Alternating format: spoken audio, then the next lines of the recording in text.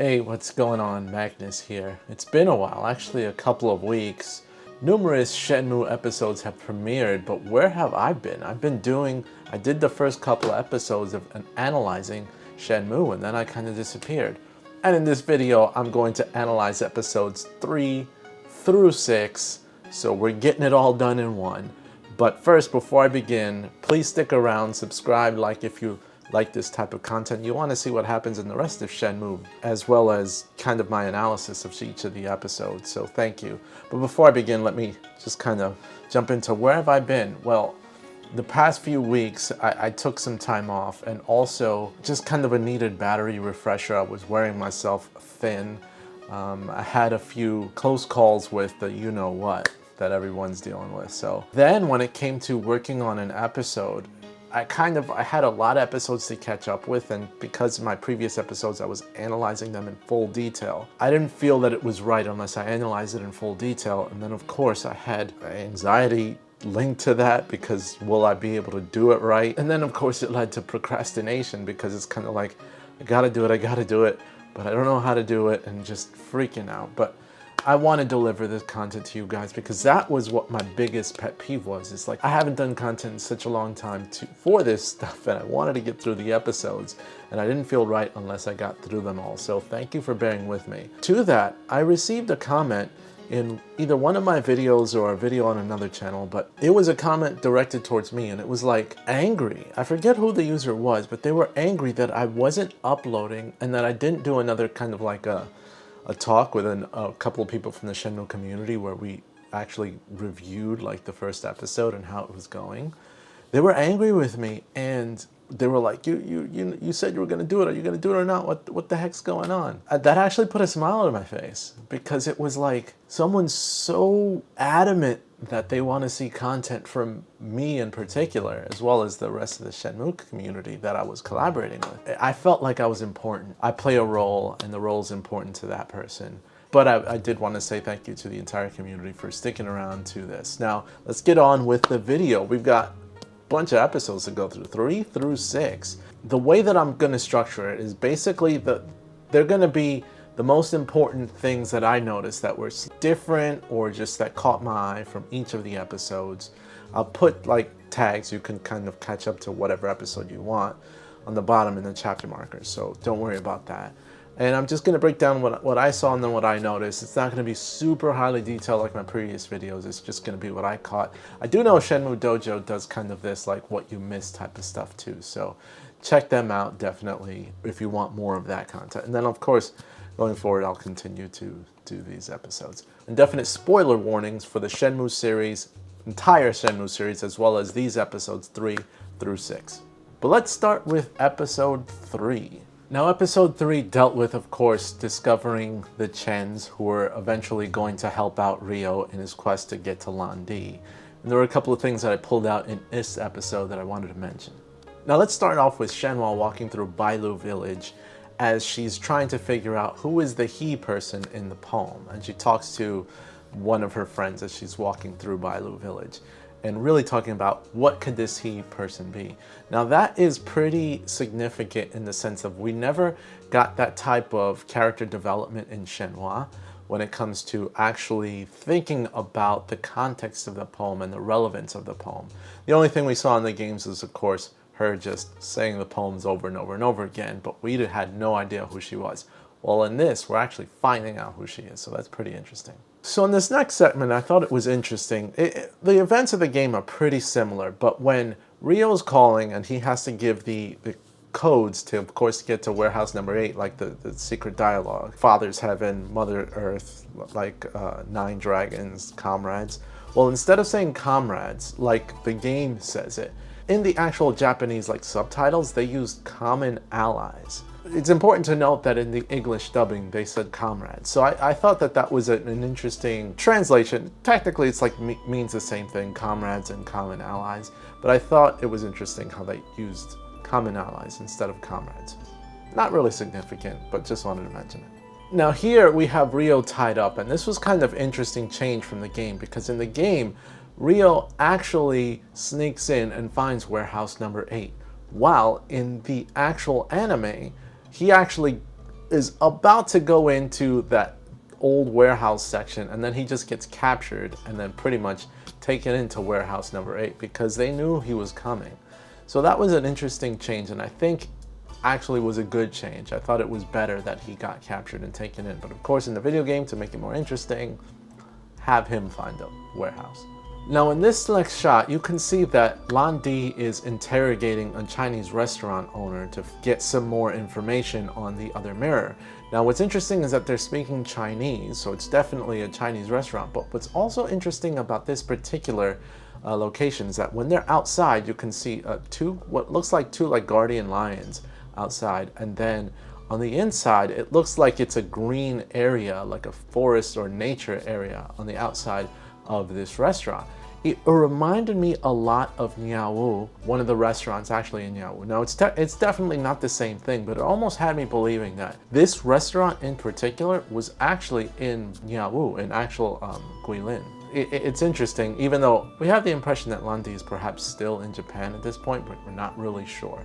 But this actually leads me to believe that he's probably already in China. Now here, I show a couple of shots of the Chens because I thought it was pretty interesting that the take or what the Chens were doing were actually smuggling Chinese art, and that was given a little bit more context than it was in the actual game. So now I really get that, okay, these guys are dealing with underhanded stuff too. It's not just the Mad Angels, but I guess their way of doing it is slightly different.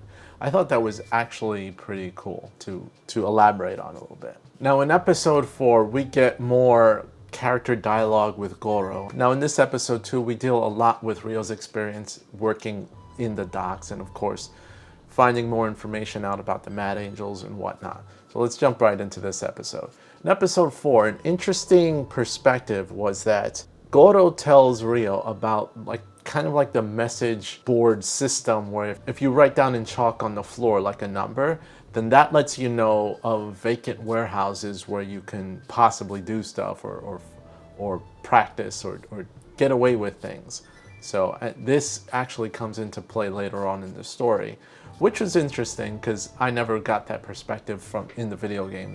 Or it's a nice little thing that they included that would have relevance later on in the story. Moving on, there's additional backstory that was really not explored in the games of Goro, where he's so helpful and he's so willing to just be there for Ryo, but we didn't really get an explanation as to why.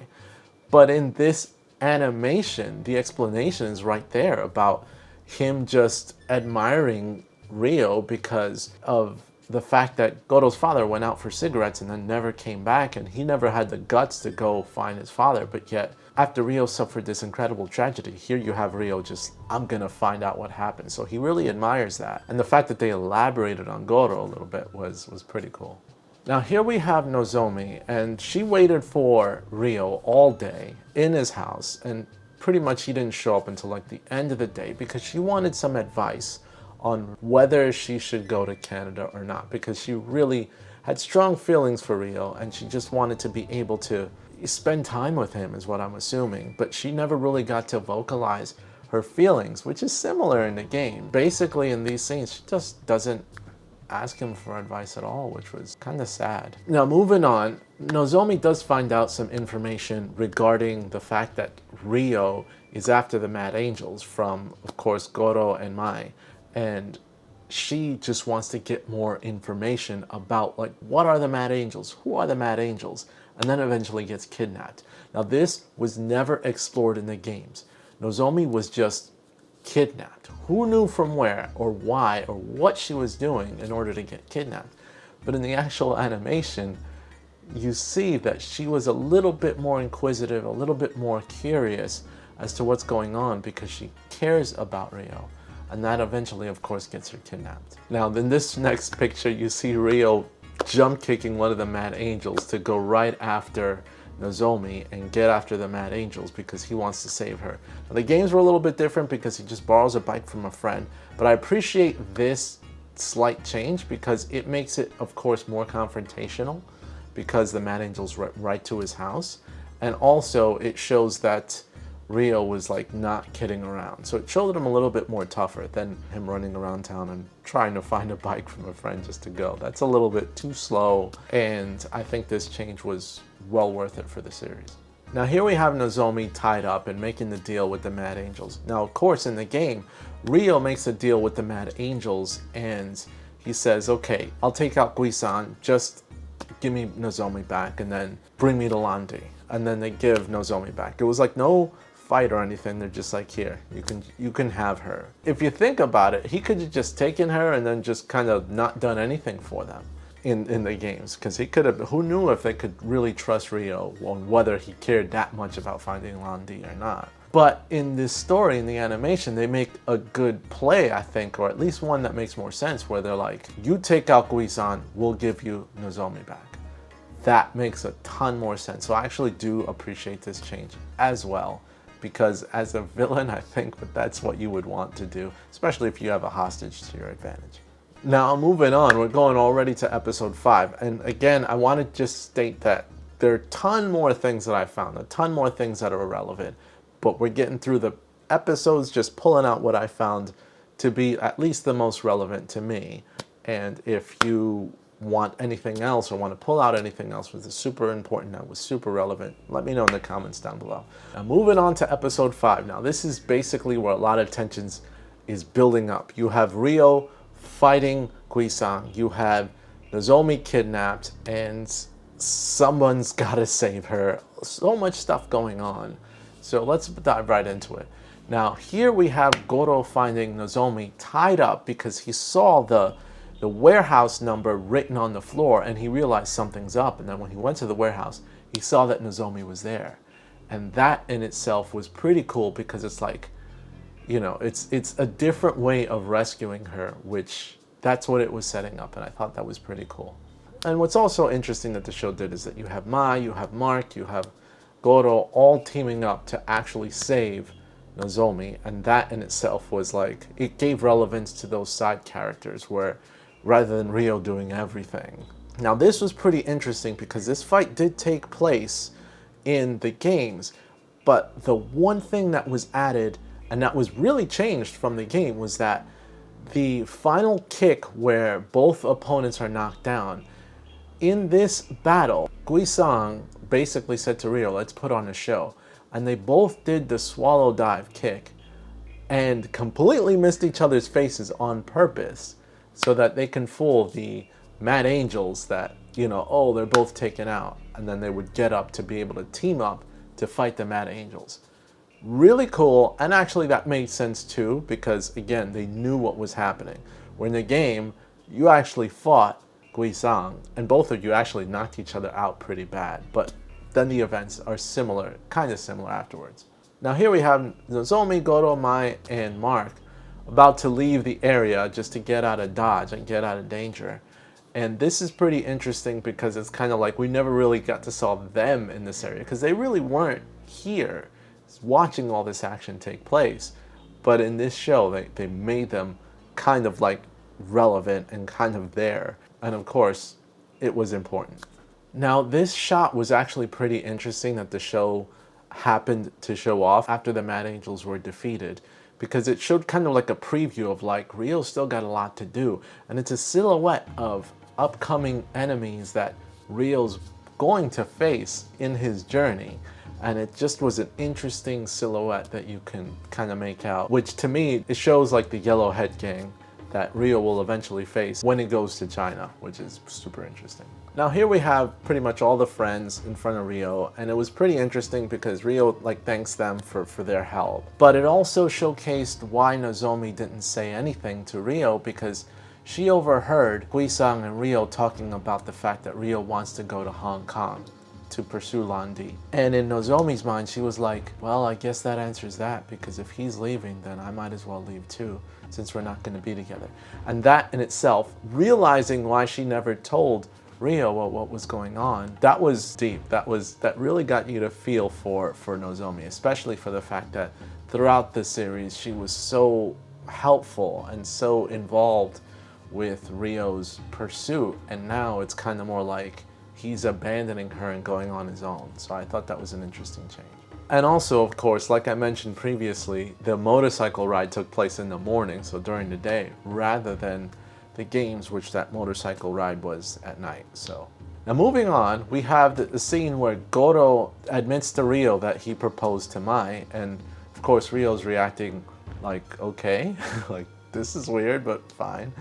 And I just wanted to point out that was interesting is that this scene meant something, of course, as in relationship building, but the one other relationship building scene that I was actually looking for and I didn't find is the fact that Ryo took a picture with Nozomi in the games, and actually Ryo kept the one where both of them were there together, and she kept the one where you can definitely choose which one you keep, but the one that's canon is that Ryo keeps the photo with both of them, and Nozomi just keeps the photo of him. But that never happened in the series, that photo together, which I thought was kind of sad and strange. And then finally, you have the final battle with Chai, which basically takes place mostly just like the games, except for that final blow, rather than doing the elbow assault, he does the swallow dive kick. And that in itself to me is like a lot of Ryo's training, at least, or Ryo's moves in this series, especially the last few episodes, revolved around what Guizan taught him, and not so much the elbow assault. Though there were some flashbacks of the elbow assault, of course, in this series, or at least so far, it really focused on the new moves that he learned, and that's what he used to defeat Chai. So that was different. And now we're finally moving on to episode 6, which means that Ryo is in Hong Kong, and Ryo's going to have some major experiences. What I love about this episode is that it really dived into a lot of the story that was pretty accurate to the games. I was amazed on how much they were able to squeeze in such a short amount of time. But here are the differences that I found, or at least the significant details that I found that were in episode 6. So looking at this first picture, it's kind of like a retelling of what's happened up to here, all the events in Yokosuka, Japan, before moving on to Hong Kong. What I found interesting is that in the background, that kind of like greenish, like background to all of these events.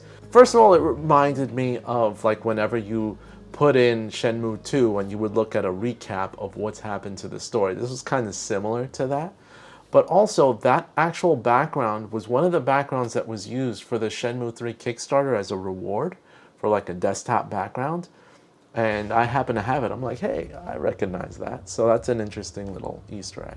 I thought this was a major difference that actually was used to save a lot of time and struggles. But it was relevant because, you know, the situation still had to take place. And it actually added to the story.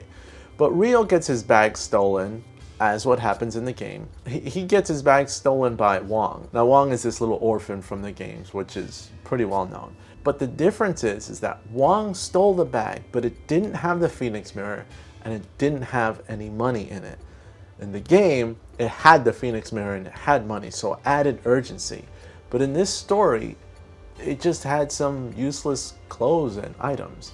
Ryo kept the mirror and he kept the money, I guess, in his pockets or something, which I thought is pretty interesting because it's kind of like, why take out that sense of urgency when it was actually a pretty significant portion of the game and it mattered at least to get your bag back. But eventually it made sense on why they didn't remove it, because they didn't include any working or story elements where you have to actually earn money in this animation. I guess they just really wanted to progress the story, and the point really wasn't to get the bag. The point really was I guess the principle of it. And I think this episode wanted to kind of show that, which was pretty cool. And what was also interesting is that when Joy is actually outside of the hotel and she just drives off, in the game she was outside of the hotel, but she tells him, tomorrow morning I'm going to take you to get a job to pay for the hotel. But in this, there was none of that. Alright, so a scene that was added in the series was the fact that he was actually reporting his bag was stolen to the cops.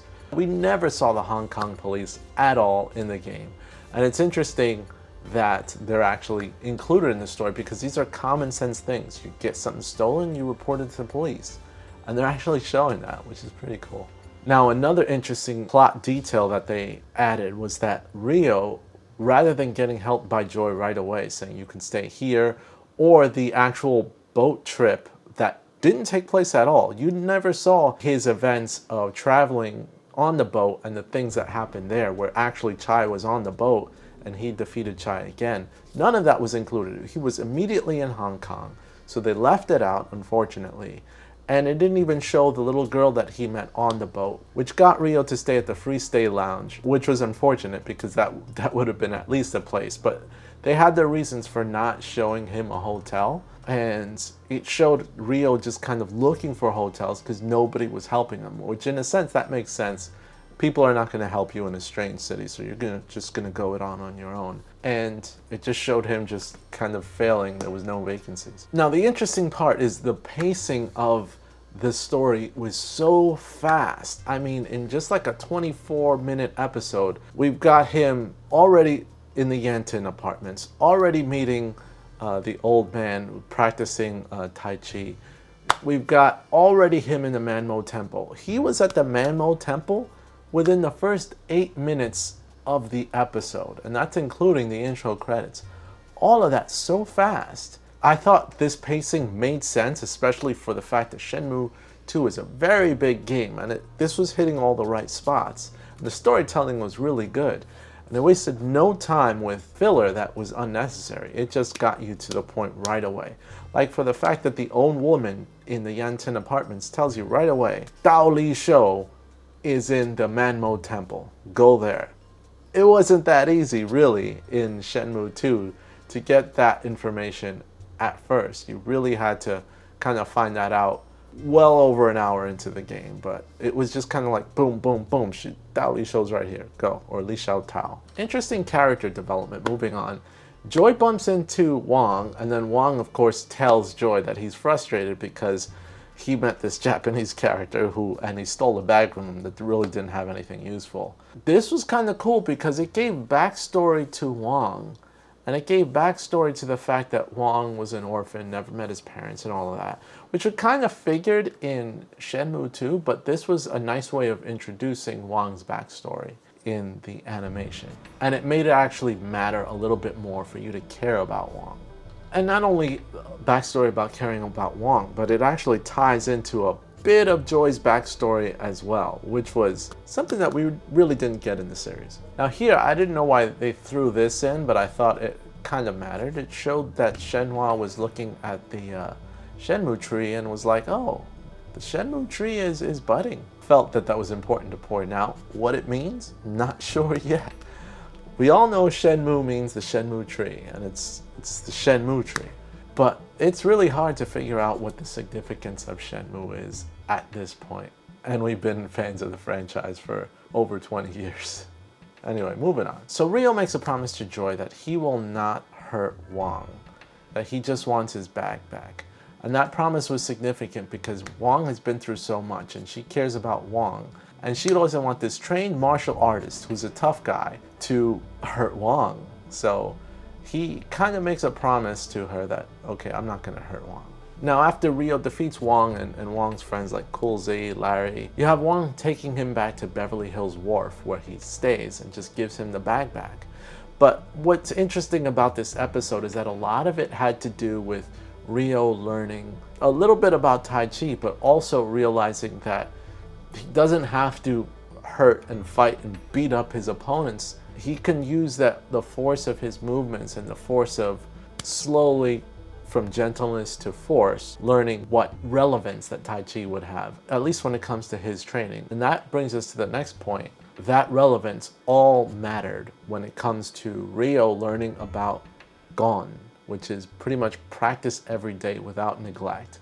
And that has to be pointed out that even in this complex series, they're going to show you the 4 voodoo, which is, of course, is referred to in the games.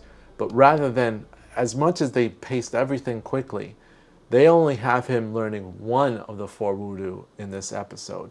Will each of the subsequent episodes teach him another 1 of the voodoo, or are they gonna pack him in? Who knows? But at least 1 episode gave 1 of the 4 voodoo relevance and then moved on from there. And then this is an interesting shot where Rio talks to Joy and basically is like, hey, I kept my promise. I didn't hurt them. And then she has this newfound kind of respect for Rio because he kept his promise and he is just a good guy. Next, we have these scenes where Ryo goes back to the Manmo temple and is having a conversation with Li Xiao Tao after he learns that Li Xiao Tao is this woman that he bumped into, Shu Ying.